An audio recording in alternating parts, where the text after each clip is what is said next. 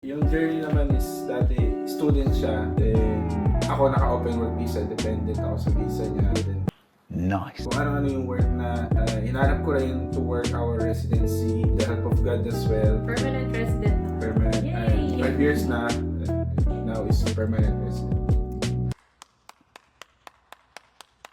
So, sa mga gustong mag-migrate ng New Zealand, masasabi ko talagang worth it.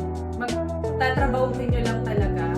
May mga times na mahirap dahil siguro sa mga funding, ganyan. Pero, in the end, makikita mo na worth it. Kasi sa amin, may mga anak kami. Healthcare, hindi mo na problema maghanap ng pera, mapapagaling ka na lang. Oh my God!